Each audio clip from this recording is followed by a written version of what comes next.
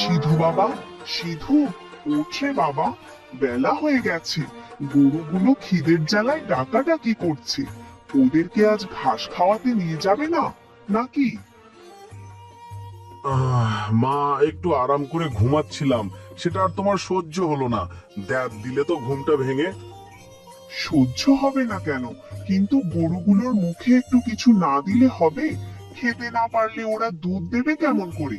গরুর ওই দুধটুকু বেচেই তো আমাদের মা ছেলের সংসারটা কোনো মতে চলে। আহ, হ্যাঁ মা, ওসব আমি জানি, তোমাকে এবার নতুন করে বলতে হবে না। আজ গরুগুলোকে ওই মায়াবনে ঘাস খাওয়াতে নিয়ে যাব, তাই একটু ঘুমাচ্ছিলাম। ওই মায়াবনে কেন যাবি রে বাবা? গ্রামের সবাই বলা বলি করে ওই বনের ভেতর নাকি জাদুর শক্তি আছে, তাই গ্রামের কেউ সেখানে বেশি যায় না।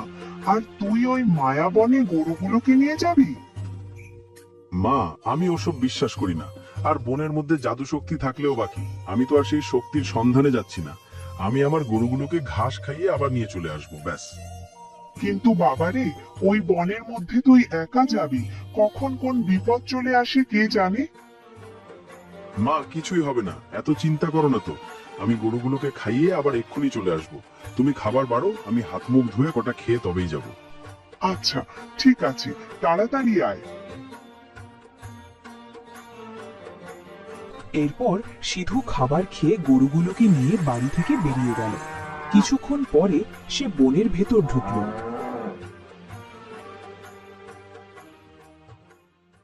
লালি, দেখ এই বনের মধ্যে কত সুন্দর কচি কচি ঘাস। আজ তো তোদের পেট ভরে যাবে। চল, তোদের ঘাসে বেঁধে দিয়ে আমি একটা গাছের নিচে বসবো। লালি, তোর বুঝি কচি কচি ঘাস দেখে খুব আনন্দ হচ্ছে। নে, খাওয়া শুরু কর। আজ পেটটা ভরে খাবি আর বালতি ভরে দুধ দিবি। সিধু গরুগুলোকে ঘাসে বাঁধতে লাগলো। হঠাৎ সে কারোর কান্নার আওয়াজ শুনতে পেল। এদিক সেদিক তাকিয়েও কাউকে পেল না। আরে লালি, এই গভীর জঙ্গলের মধ্যে কেউ যেন কাঁদছে। কিন্তু জঙ্গলে কে কাঁদবে? আশেপাশে তো কাউকে দেখছি না, তবুও যেন কান্নার শব্দ বাতাসে ভেসে আসছে। আচ্ছা লালি, তুই খা, আমি একটু আশপাশটা ঘুরে দেখে আসি এমন করে কে কাঁদছে। কৌতূহল সামলাতে না পেরে সিধু বনের ভেতর একটু এগিয়ে গেল। কিছু দূর যাওয়ার পর সে দেখল একটি বিশাল বট গাছ দাঁড়িয়ে আছে। গাছটি এত পুরনো যে তার শিকড় মাটির ওপর উঠে এসে সাতের মতো ছড়িয়ে আছে। আরে বাবা, কত বড় বট গাছ! এত বড় গাছ তো আমি জীবনে কখনো দেখিনি। কিন্তু আশ্চর্যের বিষয় হলো, মনে হচ্ছে এই গাছের ভেতর বা আশেপাশেই কেউ কাঁদছে। কান্নার শব্দ তো এই গাছের আশপাশ থেকে আসছে। কে এখানে? কে কাঁদছে এখানে? বটগাছের পাশে থাকা ছোট্ট একটা গাছের ভেতর থেকে হালকা সোনালী আলো জ্বলে উঠল। তারপর সেই আলো থেকে ধীরে ধীরে বেরিয়ে এলো এক অপূর্ব সুন্দরী পরী। তার ডানা রূপালী, চুল সোনালী, আর চোখে যেন চাঁদের আলো ঝলমল করছে। আরে বাবা, এ তো সুন্দর মেয়ে, আমি তো আগে কখনো দেখিনি। কে তুমি? আর এমন করে আলো থেকে মানুষের রূপী বা নিলে কেমন করে? আমি একজন পরী। পরী? ওরে বাপরে, শুনেছি পরীরা নাকি মানুষ ধরে নিয়ে মেঘের রাজ্যে নিয়ে যায় আর সেখান থেকে টুপ করে ফেলে দেয়। ওরে বাপরে! ভয় পেও না, আমি ডাইনি নই, আমি পরী। আর পরীরা কখনো কারোর ক্ষতি করে না। আমি তোমার কোনো ক্ষতি করব না। তুমি সত্যি বলছো তো? আমার কোনো ক্ষতি করবে না তো? হ্যাঁ, সত্যি বলছি, তুমি নিশ্চিন্তে থাকো, আমি তোমার কোনো ক্ষতি করব না। আমি তো জানি পরীদের নিজেদের রাজ্য আছে। তা পরী, তুমি পরীরাজ্যে না থেকে এখানে কেন? আর তুমি এভাবে এখানে কাঁদছিলে কেন? এই যে, এই গাছটার জন্যই আমি কাঁদছি। একটা গাছের জন্য কাঁদছো? কিন্তু কেন? গাছের জন্য আবার কেউ কাঁদে নাকি? এটা কোনো সাধারণ গাছ নয়, এটা আবার ভালোবাসার মানুষ, সেই গাছের মধ্যে বন্দী হয়ে আছে। এসব তুমি কি বলছো? মানুষ কিভাবে গাছের মধ্যে বন্দী হতে পারে? আমি তো এসবের কিছুই বুঝতে পারছি না। আমাকে একটু খোলসা করে বলো দেখি। আমার অতীত যে খুব খারাপ, শুনে আর কি বা করবে। তবুও শুনতে যখন চেয়েছো, শোনো।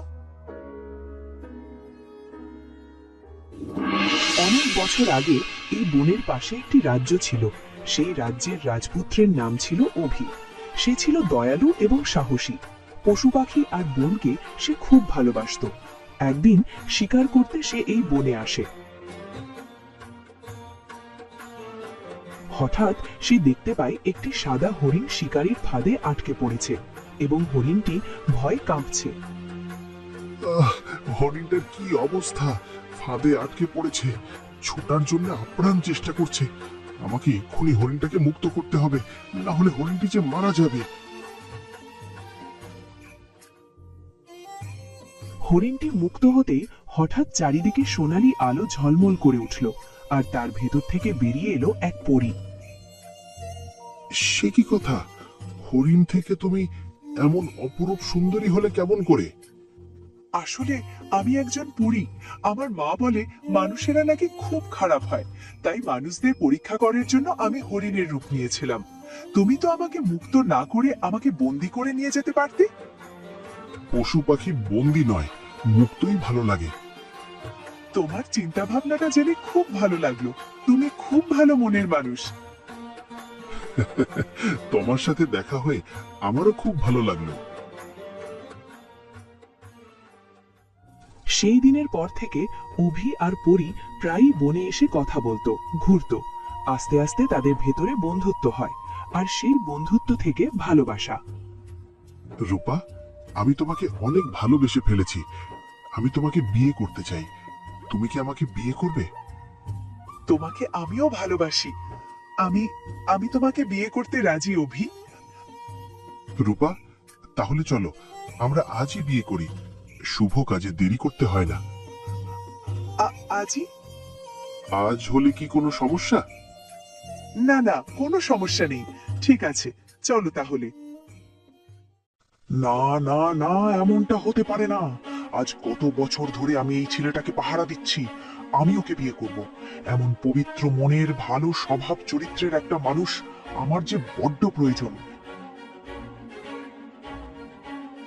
একে বিয়ে করতে পারলে যে আমি মানুষ জাতির রানী হতে পারবো, ডাইনি রানী। দাঁড়া দাঁড়া, তোরা দাঁড়া এখানে।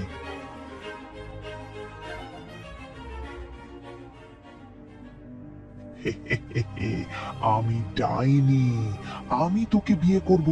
তুই আমাকে ছাড়া কাকে বিয়ে করতে যাচ্ছিস? বিয়ে? আমি তো তোমাকে চিনিই না। আমি তোমাকে কেন বিয়ে করব? আমরা দুজন দুজনকে অনেক ভালোবাসি। আমাদের মাঝে তুমি কোথা থেকে এলে? তোমার মতো ডাইনিকে অভি বিয়ে করবেই বা কেন? পরি, তোর এত বড় সাহস! আমার কথা কাটলি, এর শাস্তি তো তোকে পেতেই হবে। আমি থাকতে তুমি রূপার কোনো ক্ষতি করতে পারবে না। তোমার যা করার আমার সাথে করো। আচ্ছা ঠিক আছে, তোর রূপার আমি কোনো ক্ষতি করব না। তাহলে তুই আমার সাথে বিয়ে করে নে, আমি কাউকে কিচ্ছু বলবো না। না না, আমি শুধু রূপাকে ভালোবাসি। আমার জীবন থাকতে আমি অন্য কাউকে বিয়ে করতে পারবো না। কি বললি? তুই আমাকে বিয়ে করতে পারবি না? যেটা আমার হবে না সেটা আমি অন্য কারোর হতে দেব না। তুই গাছ হয়ে এই বনে দাঁড়িয়ে থাকবি শত বছর।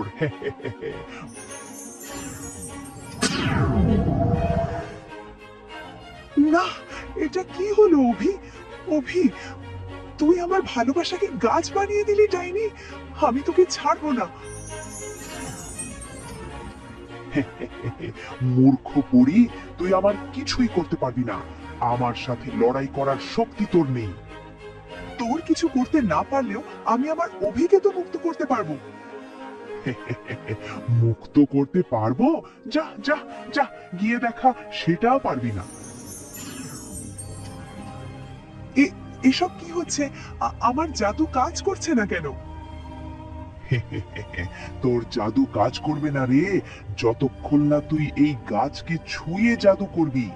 আর এই গাছের চারপাশে আমি এমন জাদু করে রেখেছি, তুই এর কাছে যেতে গেলেই পাথর হয়ে যাবি। নে এবার ভাব তুই কি করবি। পাথর হয়ে সারা জীবন কাটাবি নাকি ভালোবাসার মানুষকে ছাড়া বেঁচে থাকবি।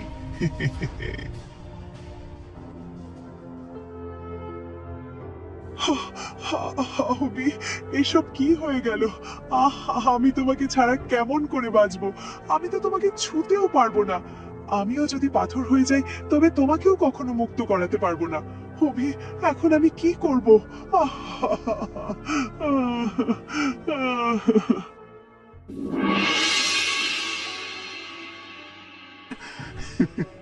তার মানে সেই থেকে অভি এমন বটগাছ হয়ে দাঁড়িয়ে আছে। হ্যাঁ, আর সেই থেকেই আমি এখানে বসে বসে কাঁদি। জানি না আর কখনো আমি আমার অভিকে দেখতে পাবো কিনা। আচ্ছা পড়ি, এই জাদু ভাঙার কি কোনো রাস্তা নেই?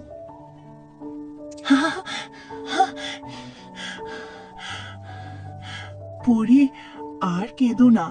আমি এই জাদু ভাঙার উপায় জেনে এসেছি ওই শয়তান ডাইনির থেকে। পেঁচা, পেঁচা, তুমি সত্যি বলছো? আমায় বলো কি সেই উপায়? কি করে আমি আমার অভিকে আবার আগের মতো মানুষ করতে পারবো? যদি কোনো পরি নিজের ইচ্ছায় এই গাছকে বিয়ে করে তবেই তোমার অভি গাছ থেকে মানুষ হবে। আমি তো আমার অভিকে বিয়ে করতে রাজি, কিন্তু আমি অভিকে ছুতে গেলেই তো পাথর হয়ে যাবে। তাহলে এখন কি উপায়? পেঁচা ডাইনির জাদু ভাঙার কি কোনো উপায় নেই? আছে রাখাল, একটা উপায় আছে। কি উপায়? বনের গভীরে একটি কালো কুয়ো আছে, সেখানে ফুটে থাকে নীল আগুনের ফুল।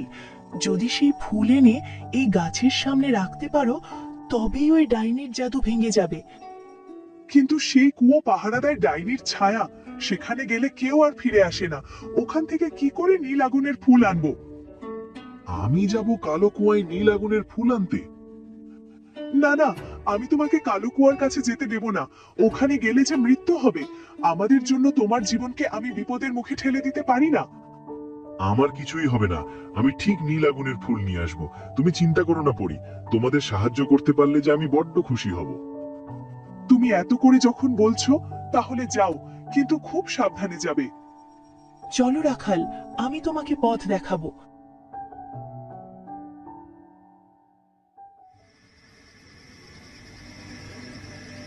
সেই রাতেই সিধু ও পেঁচা পাখি কালো কুয়োর উদ্দেশ্যে রওনা দিল। কুয়োর কাছে পৌঁছতেই চারিদিকে ঠান্ডা বাতাস বইতে লাগলো। হঠাৎ কুয়োর ভেতর থেকে একটা কালো ছায়া বেরিয়ে এলো। এ তো কালো ধোঁয়া কোথা থেকে আসছে? সিধু, তাড়াতাড়ি তোমার চোখ মুখ বন্ধ করো। কালো ধোঁয়া যেন তোমার চোখে মুখে না যেতে পারে, তাহলে যে ডাইনি টের পেয়ে যাবে নীল আগুনের ফুল কেউ তুলতে এসেছে। ঠিক আছে পেঁচা। কুয়োটা কি অনেক গভীর পেঁচা পাখি? আরে না না, বেশি গভীর না। এটা ডাইনির একটা ফাঁদ। ওপর থেকে দেখলে মনে হয় ভীষণ গভীর, আসলে কুয়োটি একদম গভীর না। জলদি করো সিধু, না হলে ডাইনি এক্ষুনি চলে আসবে।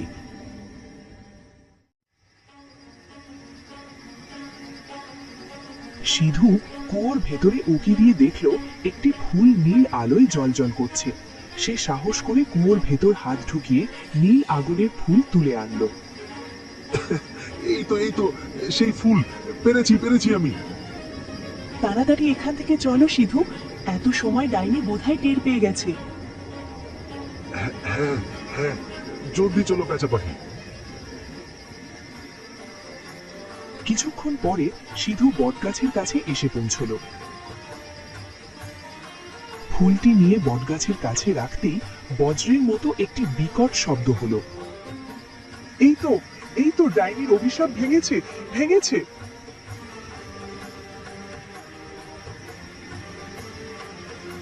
এই নাও মালাপরি, তুমি এই গাছটিকে এবার বিয়ে করো, তবেই তোমার অভিশাপ মুক্ত হয়ে পুনরায় মানুষ হবে। সিধু আর পেঁচা মিলে পরীর সাথে সেই গাছটির বিয়ে দিল। ফুলের মালা হাতে নিয়ে পরী গাছটিকে ঘিরে 7 পাক ঘুরল। তারপর পরী আলতো করে মালাটা গাছের এক ডালে পরিয়ে দিল। গাছের পাতাগুলো হালকা কাঁপতে লাগলো। কিছুক্ষণ পরেই গাছটির শরীর ধীরে ধীরে বদলে ডালপালা আর পাতাগুলো মিলিয়ে গিয়ে গাছটি মানুষের রূপে ফিরে এলো। রূপা রূপা আমি আবার মানুষ হয়ে গেছি।